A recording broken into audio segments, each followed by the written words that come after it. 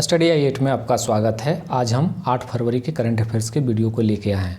तो अब हम वीडियो को शुरू करते हैं। आज का मेरा पहला प्रश्न है, हाल ही में भारत की कौन सी कंपनी ने भारत का पहला इंटेलिजेंट मैसेंजर पेश किया है? Option A Paytm money, B पैसा, सी शेर खान, डी इनमें से कोई नहीं।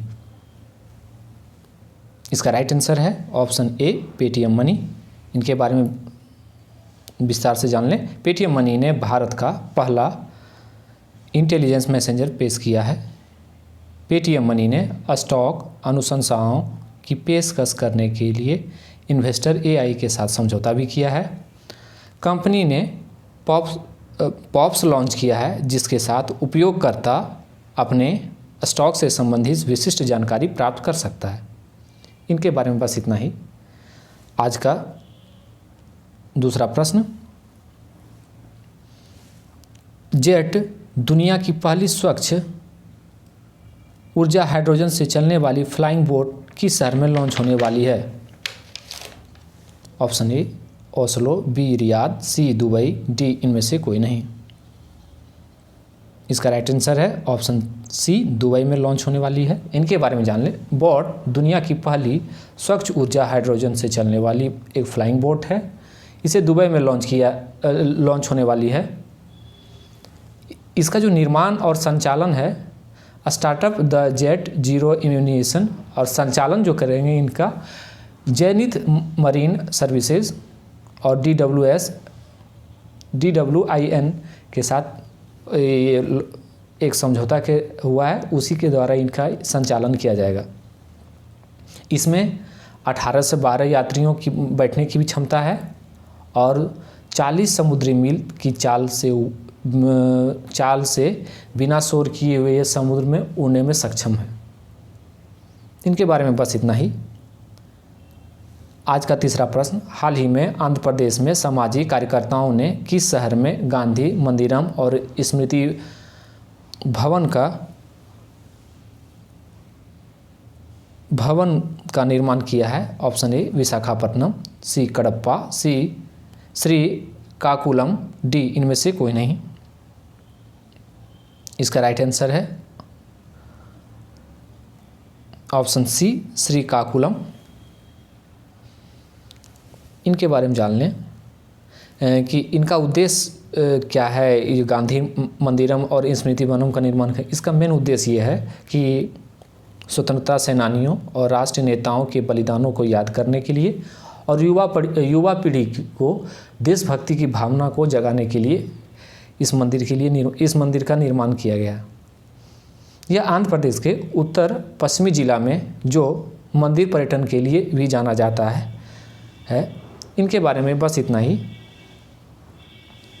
आज का चौथा प्रश्न, हाल ही में किसने ब्रिटानिया इंडस्ट्री लिमिटेड के गैर सरकारी और स्वास्थ्य निर्देशक के पद से इस्तीफा दे दिया है? Option A Urjit Patel, B Bimal Jalan, C इनमें से कोई नहीं, डी रघुराम राजन। इसका राइट आंसर है ऑप्शन ए उर्जित पटेल। उर्जित पटेल ने ब्रिटानिया इंडस्ट्री लिमिटेड से इस्तीफा दे दिया है। इसका कारण यह है कि वो एशियन इंफ्रास्ट्रक्चर इन्वेस्टमेंट बैंक में निवेश संचालन के उपाध्यक्ष नियुक्त किया गया है। इसके कारण वो इस्तीफा दी हैं। इससे पहले बात करें तो उर्जित पटेल RBI के 24वें गवर्नर के रूप में कार्य किए हैं। उनका कार्यकाल 2016 से 2018 तक था। इससे पहले वे मौद्रिक नीति के प्रभारी RBI के डिप्टी गवर्नर थे। बात करें विमल जलान, तो विमल जलान भी भारत के गवर्नर रह चुके हैं और रघुराम राजन भी उर्जित पटेल के पहले रघुराम राजन ही थे RBI के गवर्नर। इनके बारे में बस इतना ही। आज का पांचवा प्रश्न, CPEC चीन के जिंजियांग क्षेत्र और किस देश के ग्वादर बंदरगाह को जोड़ने वाली एक आर्थिक गलियारा है? Option A Sri Lanka, B Iran, C Pakistan, D इनमें से कोई नहीं। इसका राइट आंसर है ऑप्शन सी। ये जान लें इनके बारे में। ये चीन के उत्तर पश्चिमी जिंजियांग उइगर स्वायत्त क्षेत्र और पाकिस्तान के पश्चिमी प्रांत बलूचिस्तान और ग्वादर बंदरगाह को जोड़ने वाली एक गलियारा है, एक बुनियादी ढांचा गलियारा है। इस परियोजना का लंबाई 3000 किलोमीटर का इसका लंबा मार्ग है। और पाकिस्तान को चीन के साथ 60 अरब अमेरिकी डॉलर के साथ चीन पाकिस्तान कॉरिडोर के दूसरे चरण के लिए एक समझौता पर हस्ताक्षर किए हैं। इनके बारे में बस इतना ही। आज का छठा प्रश्न, प्रत्येक वर्ष विश्व अंतर धार्मिक सद्भावना सप्ताह किस महीने में मनाया जाता है? ऑप्शन ए जनवरी, बी मार्च, सी फरवरी, डी दिसंबर। इसका राइट आंसर है ऑप्शन सी फरवरी। ये फरवरी के पहले सप्ताह में वार्षिक कार्यक्रम के रूप में ये मनाया जाता है। इनके बारे में बस इतना ही।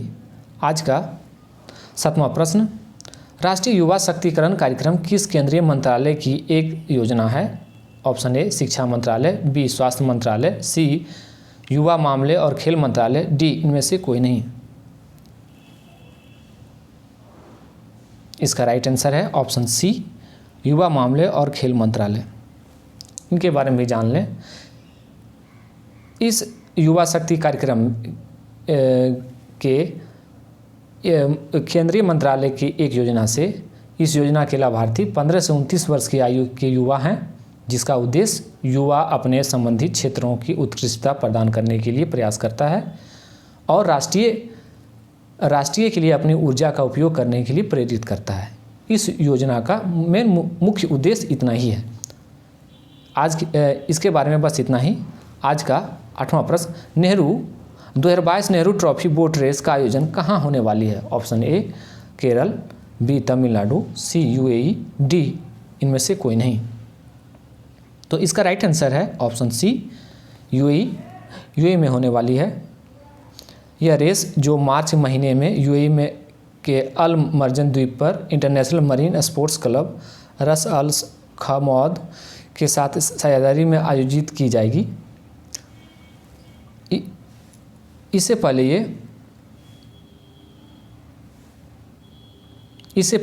ये केरल में हुआ करता था। आज का 9वां प्रश्न, हाल ही में किस खिलाड़ी ने ICC spirit cricket of award 2021 जीता है? Option A Daryl Mitchell, B Daniel Vettori, C Kane Williamson, D Brendon McCullum. तो इसका राइट आंसर है ऑप्शन ए डेरियल मिचेल। ये न्यूजीलैंड के ऑलराउंडर हैं जिन्हें आईसीसी ने स्पिरिट ऑफ क्रिकेट अवार्ड 2021 से सम्मानित किया है। डेरियल मिचेल न्यूजीलैंड के चौथे खिलाड़ी बन गए हैं यह पुरस्कार पाने वाले। इससे पहले डेनियल विटोरी, केन विलियमसन और ब्रैंडम मैकुलम हैं। इनके बारे में बस इतना ही। आज का 10वां प्रश्न, हाल ही में एनसीईआरटी के नए निर्देशक कौन बने हैं? ऑप्शन ए प्रोफेसर ऋषिकेश सेनापति, बी दिनेश प्रसाद सकलानी, सी आचार्य देवव्रत, डी इनमें से कोई नहीं। इसका राइट आंसर है ऑप्शन बी दिनेश प्रसाद सकलानी। इनके बारे में जान लें। इससे पहले हुए हेमवती नंदन बहुगुणा गढ़वाल यूनिवर्सिटी में इतिहास के प्रोफेसर थे। और आपको जानना चाहिए कि एनसीईआरटी एक स्वायत्त बॉडी है जो स्कूली शिक्षा में सुधार के लिए नीतियाँ और सरकार की सहायता करने एवं सलाह भी देता है। इनके बारे में बस इतना ही। आज का 11वां प्रश्न, हाल ही में इंडिगो एयरलाइंस के नए प्रबंधक निर्देशक कौन बने हैं? Option A Rahul Bhatia, B Ronojoy Dutta, C Rakesh Gangwal, D इनमें से कोई नहीं। इसका राइट आंसर है ऑप्शन ए राहुल भाटिया। राहुल भाटिया के बारे में जान लें कि राहुल भाटिया इंडिगो के सह संस्थापक और प्रमोटर भी हैं। और जो रेणुजॉय दत्ता हैं ये इंडिगो के सीईओ हैं।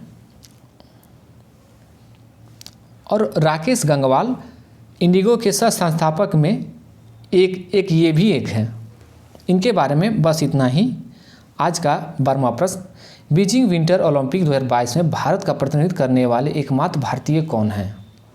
इसका option A Arif Khan, B Shubham Tiwari, C Shankar Madhuswamy Subramaniam, D इनमें से कोई नहीं। इसका राइट आंसर है ऑप्शन ए आरिफ खान। आरिफ खान है जो बीजिंग विंटर ओलंपिक 2022 में भारत का प्रतिनिधित्व करने वाले एकमात्र खिलाड़ी हैं। आरिफ खान ये कश्मीर के बारामूला ज़िले से ताल्लुक़ रखते हैं। इन्होंने 12 साल की उम्र में पहली राष्ट्रीय स्लोलम चैम्पियनशिप जीते थे। इनके बारे में बस इतना ही। आज का 13वां प्रश्न, हाल ही में किस राज्य सरकार ने देश एक राशन कार्ड योजना लागू की है? Option A Rajasthan, B Chhattisgarh, C Punjab, D Nagaland. तो इसका राइट आंसर है ऑप्शन बी छत्तीसगढ़। छत्तीसगढ़ ने हाल ही में one nation one ration card योजना को लागू किया है।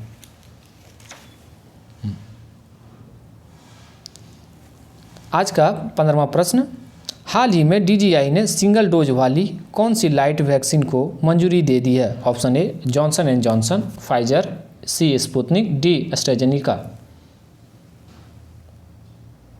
इसका राइट आंसर है ऑप्शन सी स्पुतनिक। स्वास्थ्य मंत्री मनसुख मांडविया ने ट्वीट कर इसकी जानकारी दी कि स्पुतनिक को आपातकालीन में उपयोग करने की अनुमति दे दी है। आज का 15वां और अंतिम प्रश्न, हाल ही में दिग्गज गायिका लता मंगेशकर का निधन हो गया है। उनके निधन के उपरांत किस राज्य ने 2 दिन का राष्ट्रीय शोक रखा है? Option A Madhya Pradesh, B Uttar Pradesh, C Maharashtra, D इनमें से कोई नहीं। तो इसका राइट आंसर है ऑप्शन ए मध्य प्रदेश। बात करें कौन कौन सी चीज़, महाराष्ट्र ने 7 फरवरी को सार्वजनिक अवकाश घोषित कर दिया। इसके साथ ही RBI ने भी 7 फरवरी को अवकाश घोषित कर दिया। बम्बई हाईकोर्ट ने भी 7 फरवरी को अवकाश घोषित कर दिया। MP के अलावा राजस्थान भी 2 दिन का राष्ट्रीय शोक के रूप में राजकीय शोक में घोषित कर दिया है। बिहार भी 2 दिन के लिए राजकीय शोक घोषित किया है और सेंट्रल गवर्नमेंट ने 6 और 7 फरवरी को राजकीय शोक घोषित किया। इसके साथ ही सदन का कार्य 1 घंटे के लिए स्थगित कर दिया गया। इनके बारे में बस इतना ही। And thank you for watching study I8।